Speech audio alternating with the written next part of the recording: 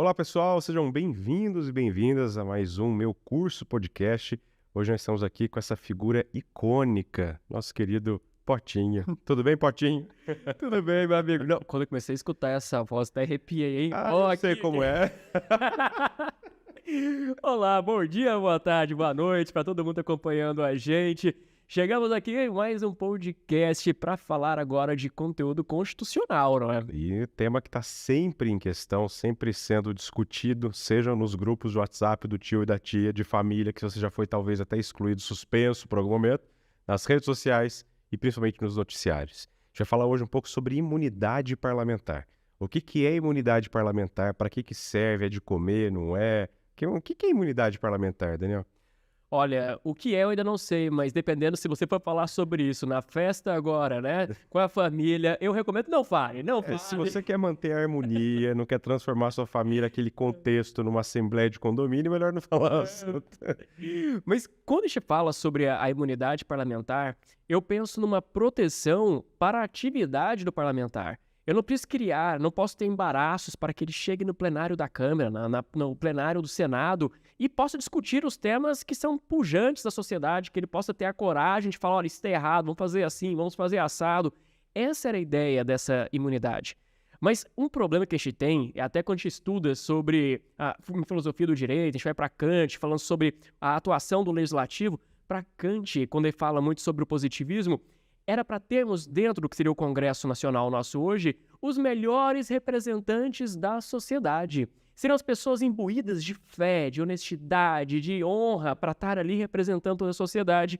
E aí, então, claro, a imunidade seria absoluta, a imunidade seria plena, mas a gente tem um problema muito sério. A régua está muito alta, né? Pois é, a gente não está conseguindo colocar essas pessoas lá dentro. É. E aí fica difícil falar em imunidade absoluta, não é? Para os nossos congressistas, quando muitas vezes eles usam da imunidade para proteger atos que querem, né, o interesse privado e não o interesse coletivo, dos excessos, do pessoal que está querendo, né, transformar o Congresso às vezes num ambiente de balada, de boate, de outras coisas, né? De transformar aquilo, né, num picadeiro fugindo do Congresso. Então, imunidade era proteger a função parlamentar. Agora, como é que tá isso, ó?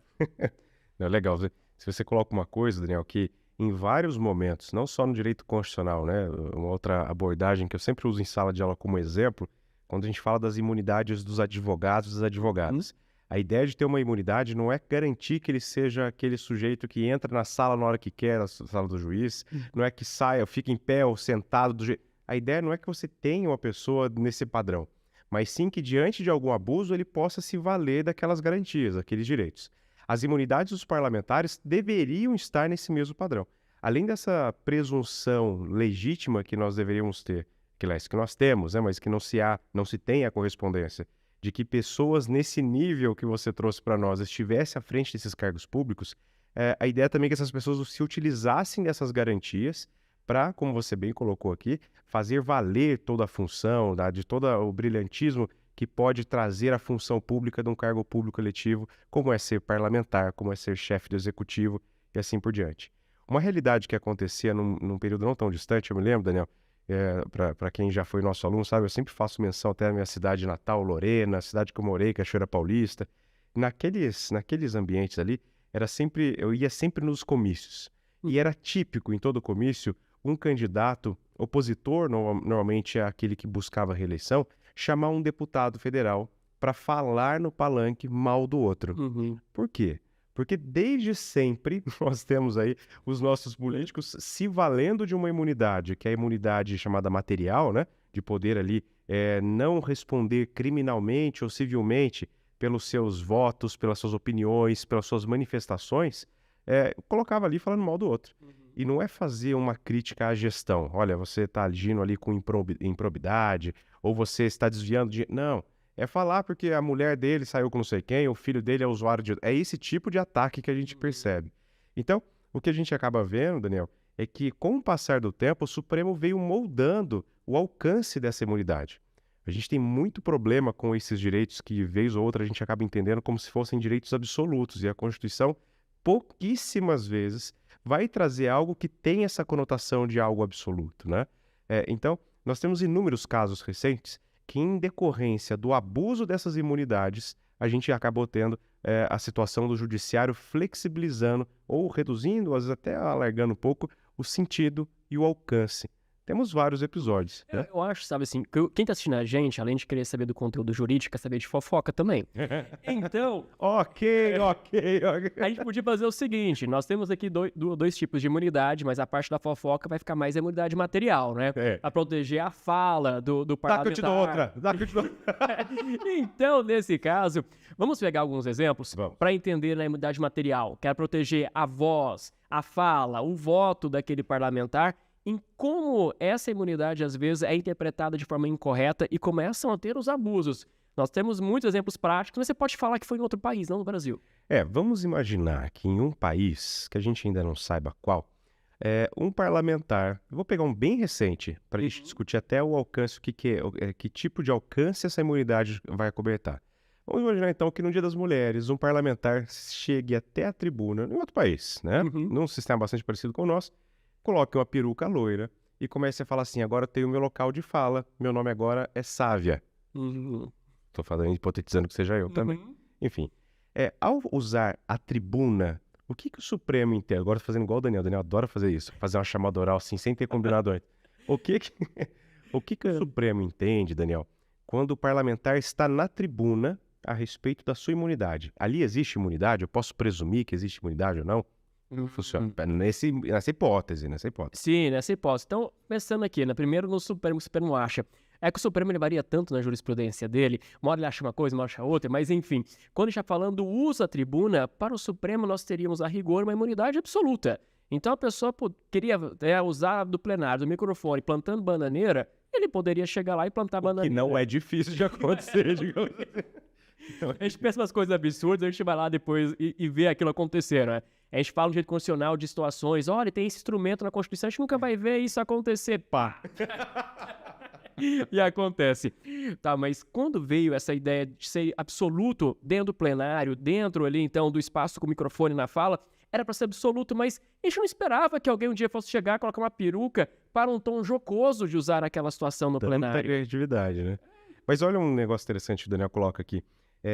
Vamos imaginar que a gente nem vai discutir o alcance, né? Eu acredito até que o Supremo em algum momento vai voltar a tratar desse alcance. E vai relativizar. Rever de novo, né? Essa presunção absoluta. Mas esqueçamos agora a parte da imunidade material quanto ao direito penal e ao direito civil. Existe uma responsabilização aqui que é muito importante, que a gente tem que sempre observar. Ainda que você esteja cobertado pela imunidade civil, a imunidade penal, né, no campo dessas proteções, existe a responsabilização política, que essa imunidade parlamentar não alcança. E é por essas e outras que a gente vê, vez ou outra, um parlamentar perdendo o mandato por quebra de decoro parlamentar. Então, a gente vê, tivemos situações também em outro país, talvez tenha sido na Suíça, uma cusparada, ou enaltecer a figura de alguém que tenha torturado outra pessoa. Não acontece no Brasil. Mas quando nós temos isso, está cobertado pela imunidade material em tese nessas presunções que o Supremo veio trazendo, que a gente ainda pode vir a discutir e provavelmente virá. Mas existe a responsabilização política. O que a gente pode entender, Daniel? Eu sei que é um tema obscuro, mas pelo decoro parlamentar. O que é decoro parlamentar? Decoro parlamentar seria aqui a proteção de uma conduta ética, né, do parlamentar. Quando a gente fala de ética, eu estou esperando ali um conjunto de comportamentos morais para atividade específica profissional. Então, ali do parlamentar tem aqui um conjunto. Então, se eu tenho um parlamentar que vai lá e mata o enteado, mesmo seja uma conduta extra Câmara de Vereadores, como aconteceu recentemente numa cidade que não é do Brasil, né, onde isso aconteceu, isso é quebra de decoro, né? Mas eu fico na dúvida, às vezes, sobre essa questão de quebra de decoro, essa questão da ética, porque vamos imaginar o seguinte, aconteceu na Colômbia, né? Na Colômbia foi pego um parlamentar com dinheiro na cueca. Eu tenho dúvida, né, se na Colômbia, se seria quebra de decoro, é óbvio, tô brincando que isso aconteceu no Brasil, se isso não seria realmente quebra de decoro ou se ele queria uma promoção, vai virar presidente da Casa Legislativa. Então, nós temos um pouco complicado por aqui, mas seria um caso tipo de quebra de decoro parlamentar. Se um parlamentar ou um assistente dele, passa a negociar propinas para poder apresentar um projeto de lei, aprovar projeto de lei, isso é imoral, não é? Então, até Lenza fala um pouco sobre o assunto, que veio também do direito americano, onde eu tenho um vício, mudando para processo legislativo, mas eu tenho aqui um vício de natureza, né, constitucional, é um vício de inconstitucionalidade, um vício parlamentar, da quebra do decoro parlamentar. Se o cara recebe uma mala de dinheiro, igual no futebol, ou tem a mala branca, que dá o dinheiro para poder aprovar, ganhar um jogo de futebol, o cara ganha dinheiro para poder aprovar um projeto de lei. Cara, isso não faz parte da atividade parlamentar. Pode até ter uma remuneração dele, tem auxílio moradia para ele não pode ganhar dinheiro de uma empresa para apresentar, para aprovar ou para negar qualquer que seja projeto de lei. Isso seria um caso típico de quebra de decoro. Olha que negócio interessante que o Daniel traz aqui, essa linha, né, construída pelo professor Pedro Lenza, da chamado vício de inconstitucionalidade por violação a decoro parlamentar. Quando a gente fala no direito constitucional sobre controle de constitucionalidade, existem vários vícios de inconstitucionalidade. Por exemplo, a lei que ela é produzida no ente federado que não é o competente, o processo legislativo que tem algum vício relativo ao processo em si, né, quórum, turno de votação.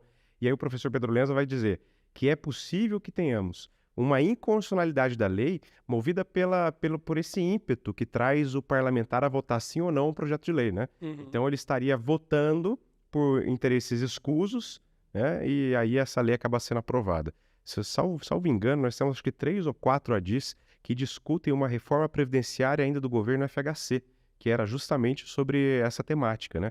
Que ali os parlamentares teriam aprovado, depois foi descoberto, em razão de uma espécie de um mensalinho, né, para votar e aprovar aquele projeto de lei.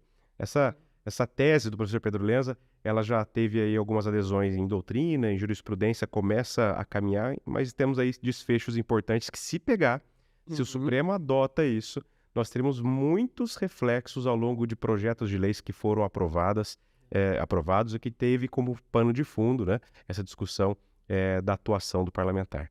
Mas aqui pensando agora em um outro contexto, Daniel, além da imunidade parlamentar, nesse aspecto material, que vai falar um pouco dessa atuação do parlamentar, né, da fala, que é inerente ao parlamentar, trazer fatos que vão, inevitavelmente, colocar ele uma saia justa, né?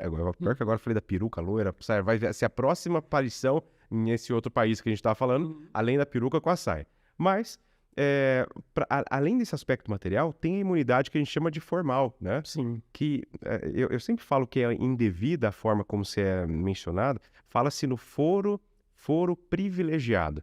Essa expressão privilegiado, ela já tende a demonstrar que é um privilégio e não uma garantia, né? E acabava sendo utilizado nesse escopo. Com relação ao chamado foro por prerrogativa de função, Daniel, será que hoje é tanta vantagem assim? Vamos dizer, a vantagem nessa crítica de que se falava foro privilegiado. É tanta vantagem assim ser julgado pelo Supremo e não pelo juiz de primeiro grau? Qual que é a ideia do Constituinte de ter reservado aos parlamentares responderem criminalmente perante o Supremo? Por que isso? Bom, aqui eu acho que tem 2 pontos para a gente poder observar, né? Isso que a gente não combinou nada antes, aqui é tudo na hora que a gente vai comentando, e isso é que é legal, que a gente vai sentindo aqui um pouco de cada um pensa sobre o assunto. Mas vamos lá, sobre essa questão do foro prerrogativa de função, para quem está às vezes em casa, quem não é do direito constitucional, acha, olha, isso é um absurdo. Não, isso aí não é um absurdo, é ruim para aquele sujeito. Por quê? Porque se ele não tivesse esse foro, ele começaria a ser julgado na primeira instância, teria toda a fase recursal que poderia ser finalizada onde? No Supremo. Agora já começa no Supremo. E se começa no Supremo não tem duplo grau, já acabou, né? Exato. Vai se encerrar por ali. Mas qual que é o maior problema que eu vejo, sabe, sobre isso? É a questão de nomeação dos ministros do STF. Então vamos pensar o seguinte, o presidente da República ele indica quem ele deseja ser ministro do STF. Então é o executivo interferindo no judiciário. Só que eu tenho um controle do ato do executivo, que é o Senado. O Senado Federal tem que concordar, tem que aprovar aquele nome. Só que se eu tenho senadores que têm receio, porque eles têm ali o rabo preso, de serem depois julgados pelo STF em ações aqui de natureza penal, envolvendo a prática dos atos dele, ele começa a falar assim, deixa eu pensar quem eu vou colocar lá no STF, alguém que possa me blindar. E aí começa a virar um jogo de promiscuidade, isso olhando como um cidadão. Então, esse foro, onde o próprio sujeito que poderá ser julgado, ele passa pela aprovação de quem vai ser o julgador dele, parece ficar um pouco confuso esse sistema. Mas isso também não acontece aqui, né? Porque, por exemplo, na Suíça, acontece já de pessoas acabarem nomeando ex-advogados, pessoas muito conectadas. Não acontece aqui. Aqui são sempre indicações.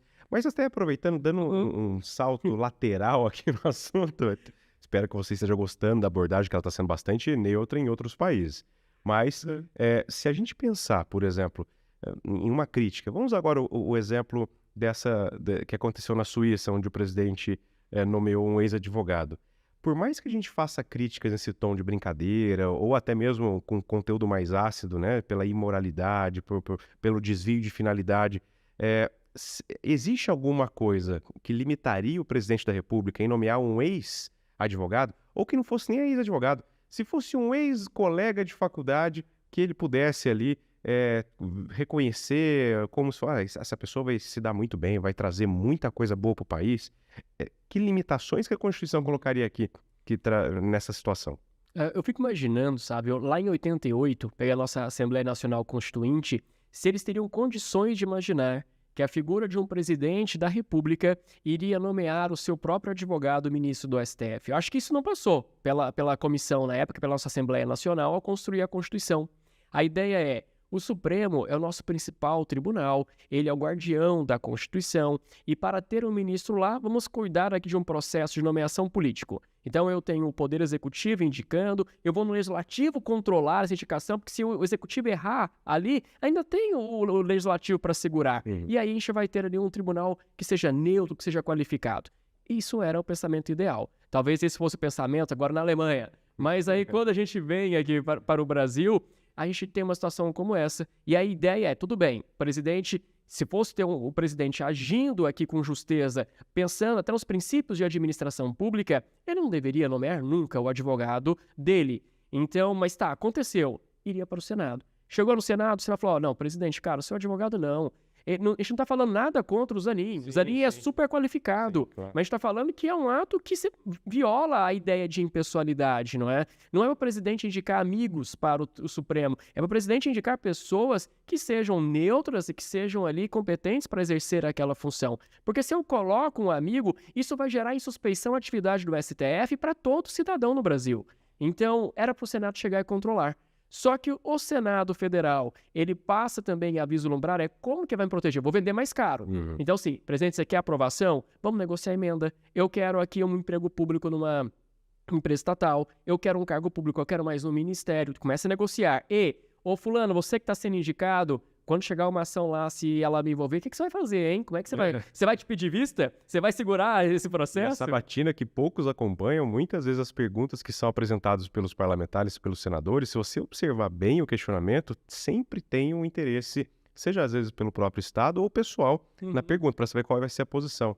E até fazendo agora, tendendo para os dois lados aqui nesse sarcasmo, por outro lado também, quando eu tenho a nomeação do ministro Supremo, muito se fala sobre a nomeação que aconteceu do Toffoli, que ele não passou no concurso de juiz, ou que ele não tinha mestrado, ou no doutorado, sei lá o que era, enfim. Mas tentam-se atrapalhar essa imagem dele construída, que também tem lá seus grandes méritos dentro do mundo jurídico, né? Um grande eleitoralista, enfim. Mas será que era necessário que ele tivesse passado no concurso de magistratura? Será que era necessário que ele tivesse mestrado, doutorado? São indícios da qualidade do conhecimento técnico dele, mas não são conhecimentos que são apontados pela Constituição como condições, né? A gente sabe que para ser ministro do Supremo, além de outras questões, é necessário que tenha um notável conhecimento jurídico, né? Sim. Enfim, seria interessante, se você que não gosta desse tipo de... são poucos critérios, uma das ideias, das situações é que numa possível reforma a gente pudesse discutir sobre criar outros critérios para ser ministro do Supremo, que seja ministro de carreira, que tenha quinto constitucional, sei lá. É necessário refletir e pensar, né? Mas também não se exige. Critérios objetivos, né? Critérios objetivos, né? Notável conhecimento jurídico. O que se presume? Ou quando a gente fala do quinto constitucional, notório conhecimento jurídico. Como que se afere? Se confiou muito na régua de quem fosse escolher, né? Então, às vezes o erro está nessa margem grande que se dá àquele que vai nomear ou indicar. Exato, exato. E voltando para a nossa imunidade, não é? Sem querer fugir. Não, mas assuntos são todos pertinentes. Eu acho que quem está assistindo em casa gosta desses assuntos também. Eles vão percebendo o que é a posição técnica, tanto minha como do Sábio. A gente vai criticar, independente de qual seja o presidente ou qual seja o parlamentar. Se é uma conduta que a gente entende que viola de algum ponto a Constituição ou a ideia de direito constitucional, a gente vai pontuar aqui para vocês. Um ponto, sabe, que tem que chamar a atenção agora para o presente é pensar o vereador. Pela Constituição, o vereador tem imunidade material só dentro da circunscrição do município. Só que hoje, até por causa da pandemia, se popularizou o uso de mídia social. Então agora vocês estão assistindo o nosso podcast pelo YouTube, ou talvez escutando pelo Spotify, escutando pelo Deezer. O ponto é, e se um vereador então participa de um podcast como esse, um vereador daqui de São Paulo, mas quem está a assistir é um cidadão de Goiânia, ele vai ter a proteção, esse vereador ainda, se ele causa uma ofensa lá, ou se esse vereador de São Paulo, a gente não sabe onde ele está, não sabe onde foi gravado, ele está usando o celular aqui agora e fazendo uma transmissão ao vivo, ele tem proteção? Não tem? O que você acha? Perguntas difíceis que o Daniel joga assim pra gente, mas olha... Não tem jurisprudência ainda, né? Então... É isso que eu ia dizer. A jurisprudência ainda, ela caminha, né? Eu vou até aproveitar o seu questionamento para a gente pensar o caso do Daniel Silveira. Sim. O caso do Daniel Silveira, claro, que tem uma dinâmica um pouco diferente dessa abordagem que você trouxe, porque ele era deputado federal, mas ele havia gravado um vídeo e colocado no YouTube, né? Ali envolvia, inclusive, a concepção do que vem a ser um crime permanente, né? Porque ele estava em flagrante em qualquer momento, desde que o vídeo estivesse online. Então, a jurisprudência provavelmente, imagino, né, pelo que a gente já teve aí, vai tentar buscar um caminho que demonstre, ainda que ele tenha participado de uma gravação numa cidade X e ele fosse vereador da cidade Y, tem que ver qual que era a destinação. Esse vídeo ia ser veiculado ali com uma destinação para o público daquela cidade, ou ele fala de modo amplificado para querer ali fazer comício de uma maneira mais ampla do que o próprio limite do município, né? Sim. Ainda que seja online. Então é difícil, né? Eu me lembro já há alguns anos, antes da gente ter essa proliferação das campanhas eleitorais em redes sociais, o ministro Gilmar Mendes havia dito num congresso eleitoral dizendo que a justiça eleitoral, o judiciário, dentro do contexto das novas tecnologias, as chamadas novas TICs, é uma gota numa imensidão de um oceano, que a gente não sabe da potencialidade que aquilo tem. Olha só o que você disse, imagine, agora daria até para fazer como brincadeira. Eu vou lá, sou um vereador, vou para outro país, gravo um podcast em outro país, fazendo uma crítica, sei lá, de algo envolvendo o meu país, o meu estado, o meu município. Qual vai ser o alcance? Porque se ele tivesse falando não em rede como numa internet, numa rede social, o alcance da imunidade dele é restrita, de fato, à municipalidade. Assim como do deputado dentro do estado dele, deputado federal na amplitude do Brasil. Então é difícil, né? A gente ainda não sabe como que a jurisprudência vai se comportar nesse sentido, mas provavelmente, penso eu, quero saber até o que você acha sobre isso, mas provavelmente eu acho que eles vão buscar um meio para tentar entender qual que é a destinação. Hoje, até pensando na ferramenta agora da comunicação, a gente pode criar, como esse podcast, a gente poderia fazer esse podcast destinando para os amigos do Nordeste. Então a gente vai lá e coloca em toda a sua configuração que esse podcast veicule com mais intensidade para lá. Sim. Será que talvez isso não seja um critério que vai se utilizar no futuro? Olha que doideira, né? Isso vai ser difícil, São os novos desafios e eu acho que vai muito também atender sobre o vínculo com a função do parlamentar. Então, talvez a gente vai ficar pueril a questão da circunscrição, até porque quando a Constituição foi feita não se tinha essa ideia lá atrás sobre os alcances da internet de rede social, mas o vínculo com a função parlamentar, eu acho que isso vai ter que existir, porque não posso, enquanto parlamentar, e agora vale para todos, não é? Querer utilizar da imunidade como privilégio. Imunidade e privilégio são coisas diferentes. A imunidade protege a função parlamentar. Eu quero que ela seja bem exercida. Mas não é um privilégio que a pessoa possa chegar e xingar, como aconteceu, por exemplo, com o nosso ex-presidente, quando ele foi deputado federal, que chegou para uma outra colega deputada e disse que ela era tão feia que não merecia ser estuprada. Então, isso é um desvio da função parlamentar. E é isso que não pode acontecer. Então, nós temos um pequeno problema a respeito de escolhas de pressão popular, porque nós somos muito assim no Brasil. Se eu votei em alguém, eu vou relevar o que a pessoa faz de errado, porque senão eu estou dando espaço para o adversário dela ocupar, né, aquele espaço. E aí, com isso, a gente fica muito, né, como posso colocar, não é bem aceitar, mas eu fico complacente com aquela conduta, eu critico do adversário, e com isso a gente não consegue exigir uma postura adequada para os parlamentares. Então, quando eu vejo um parlamentar com uma luz parada, quando eu vejo um parlamentar usando peruca, quando eu vejo um parlamentar querendo, no meio de uma audiência, ficar fazendo vídeo só para poder, né, aparecer em rede social, fazer um vídeo que vai bombar na rede social, isso é desvio da função parlamentar. Então, se nós como sociedade consumirmos esse conteúdo, tipo, olha que legal, olha que um está fazendo, o outro fazendo, a gente está o quê? Incentivando que eles continuem com essas práticas e logo a gente não vai ter um Congresso Nacional, uma Assembleia Legislativa, uma Câmara de Vereadores, como aquela que Kant pensava lá atrás e que nós precisamos ter. Onde o Congresso vira um balcão de negócios, onde o Congresso fala o que eu posso ter um ganho. A gente até discutia aqui para falar sobre rito de medida provisória, que é um assunto que está muito em voga, o comportamento do Congresso tornando o executivo refém, que já aconteceu desde trás, com o Bolsonaro foi sim, com o Lula também está desse jeito.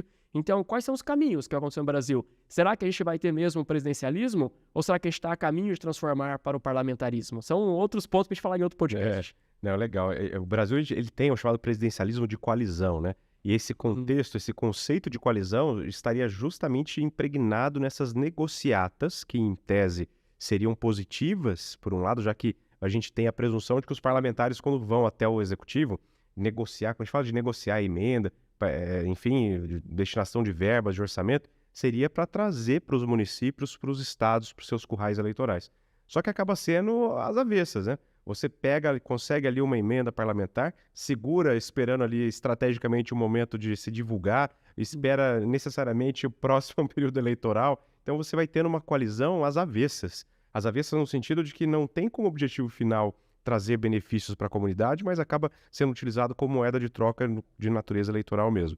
E Daniel, você falou uma coisa interessante que faz, eu não tenho uma opinião formada em absoluto, mas quando a gente tem a prisão de parlamentar, como aconteceu com o Daniel Silveira, como aconteceu lá atrás de Elcídio do Amaral, entre outros exemplos que infelizmente a gente tem aos montes, veja, a Assembleia no Rio de Janeiro teve vários casos também, quem decide sobre a prisão do parlamentar, mesmo na hipótese remota, já que a gente falou das imunidades, a outra imunidade, perdão, que nós temos parlamentar formal é quanto ao rito de prisão. O parlamentar federal só vai ser preso em flagrante de crime inafiançável. Quem que decide sobre a manutenção ou não da prisão é a casa. E muitas vezes a gente vê que isso é utilizado como, você vai mandar prender, mas aqui a gente solta, né? Até porque amanhã pode ser eu que estou ali. Então, infelizmente, o abuso das prerrogativas tem caminhado também para esse aspecto da imunidade processual e de rito de prisão, né? E é interessante ver um comportamento de parlamentares que, assim, nós temos várias críticas a algumas decisões do STF. Então, tem alguns casos onde o STF pode ter julgado assim ou assado e a gente entende que talvez não tenha sido o mais adequado. Só que, no grosso, no geral, o STF tem uma conduta muito condizente, uma conduta que protege a Constituição Federal. Só que o que chama atenção é aquele ato mais, né, excepcional. E aí se divulga muito, se populariza muito sobre os comportamentos que seriam equivocados do STF, criando mal-estar na sociedade perante o STF, porque é tudo que esses parlamentares desejam. Porque se eles vão ser julgados pelo STF por suas condutas irregulares, só que nós já criou mal-estar com o STF, as pessoas não têm mais a visão de legitimidade do STF, logo esses parlamentares não poderiam ser por ele julgados, e se fossem julgados pelo STF, já se colocaria em xeque a qualidade daquela decisão por causa desse ambiente que foi criado. Então veja, os próprios parlamentares podem aqui agir para poder manipular a opinião pública contra o STF, para seu próprio, né, proveito. Entre aspas, meio que plantando uma suspeição, né? Uma técnica bem chula, bem baixa, que alguns advogados e advogadas acabam agindo perante a primeira instância do judiciário, por exemplo. Cria uma animosidade com aquele que vai julgar para dizer assim, olha, que ele não pode... Tá vendo como que ele está sendo parcial? Sim. Então, cria ali, né? Uma criação de circunstâncias. E só para o pessoal entender, quem está assistindo neste caso, se um parlamentar é preso processualmente, que era o caso que o Gustavo comentava, após a prisão, há a comunicação para a casa dele, a Câmara ou o Senado, e por maioria absoluta eles podem decidir pelo relaxamento dessa prisão.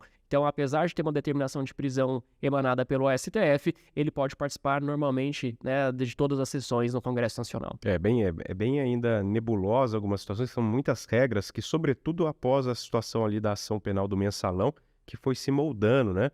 Eu me lembro que na ocasião o ministro Joaquim Barbosa era o relator, e aí havia aquela discussão se a perda do mandato era automática ou não. Para aqueles que já haviam sido condenados, tinha a questão do duplo grau de jurisdição, se cabia ou não cabia. Então, o primeiro ponto foi que quando o SE é julgado originariamente no Supremo, que esse duplo grau de jurisdição se encerra de fato ali, não tem um tribunal acima, né? E o segundo ponto era com relação à perda de mandato, né? Como que se faria nessas situações. E, infelizmente, Daniel, voltando para o que nós começamos o bate-papo aqui, a gente tem percebido que todos os exemplos mais absurdos que a gente usava em sala de aula, imagine uma situação hipotética, Está acontecendo, né? Tem acontecido. Ontem, inclusive, estava dando aula aqui no nosso curso e eu fui falar um pouco sobre a defesa do Estado. E quando eu fui falar sobre estado de sítio, quando eles perceberam que na hipótese de guerra declarada ou resposta à agressão estrangeira armada, o estado de sítio não tem limites para restrição de direitos, todo mundo ficou em choque, Uhum. né? Porque às vezes a gente percebe pessoas pedindo por alguma coisa sem ter a mínima noção das consequências jurídicas Sim. que aquilo traz. É abrir a porta, lembra da porta dos desesperados? Não é da minha época, não é essa da sua. Porta dos desesperados, Sérgio Malandro? Você abre, sai o bicho papão e você não tem mais controle, não dá para colocar de volta, né? Então, é importante, até essa oportunidade aqui do podcast, da gente poder discutir de uma maneira mais leve, descontraída, fazer uma brincadeira para todos os lados, né? Com relação a temas sensíveis, que às vezes a gente vê pessoas tomando uma proporção em uma opinião completamente viciada nos pressupostos básicos, que são os conceitos a respeito daquilo. Sim. Nesse caso, mesmo falando do estado de sítio, eu lembro o caso da pandemia. Alguns atos de governadores ou prefeitos cerceavam a liberdade econômica. Nem tanto a liberdade de locomoção, mas mais a liberdade econômica. E aí muitos falaram, não, vamos usar o estado de sítio, né, para poder derrubar os atos desses governadores. Só que as pessoas iam fazer manifestação para pedir o estado de sítio. Mas se nós tivéssemos estado de sítio, nós não teríamos mais direito de manifestação. Nem mesmo em âmbito das associações, digamos, né? Porque Exato. no estado de sítio, até no estado de defesa também, as reuniões, o direito de reunião fica limitado. Sim. Inclusive no âmbito das associações. Local privado, fechado, não pode ter, né? Está entre o espectro possível de limitação que o estado de defesa e o de sítio permitem, né? Por isso que é tão legal a gente fazer esses podcasts falando de assuntos do nosso cotidiano, seja o pessoal que está estudando o concurso para a OAB ou para quem não é do direito, mas está assistindo, porque a gente começa a trazer o conteúdo para o nosso dia a dia e entender o que está na Constituição de verdade. Ou vamos deixar apenas de acompanhar aquelas mensagens de WhatsApp, mas o que está lá, o que se espera, não é?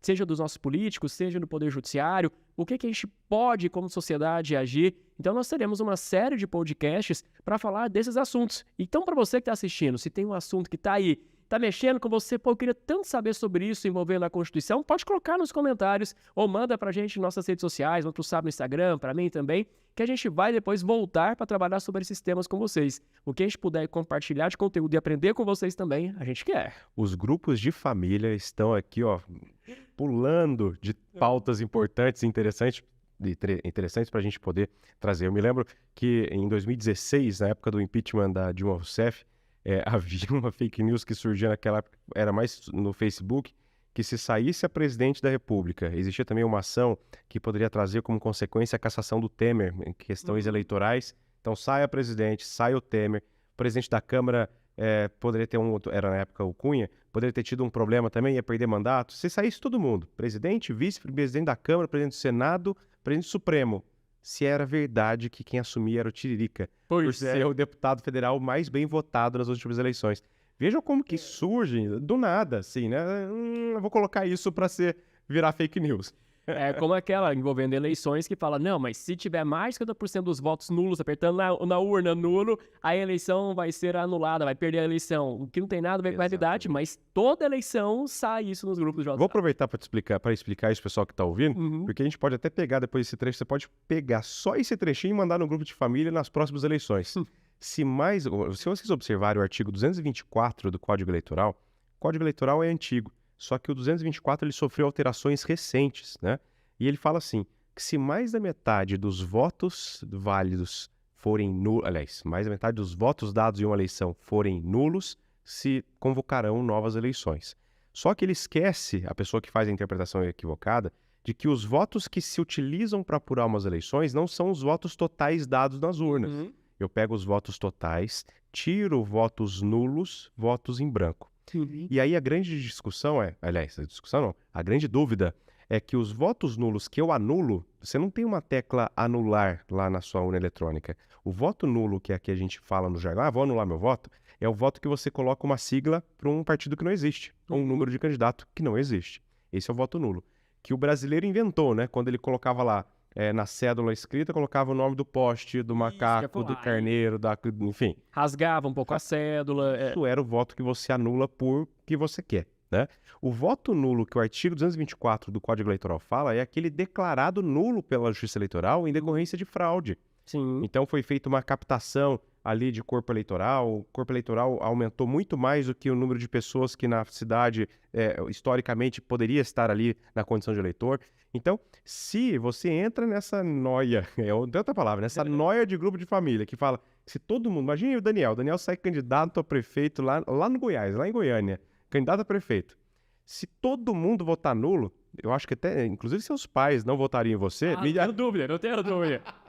Os pais do Daniel não votam nele. Mas só o Daniel vota nele, ele é eleito pela maioria absoluta dos votos, válidos. Uhum. Porque o que eu uso são os votos válidos, votos totais, menos nulos e menos brancos. A gente pode falar o seguinte, votos que vão derrubar uma eleição são os votos obtidos por meio de fraude. Então tem uma fraude, aquilo vai ser nulo. Agora, você clicou lá em voto branco ou voto nulo, isso não vai interferir nada no resultado quanto, né, a legalidade daquela eleição.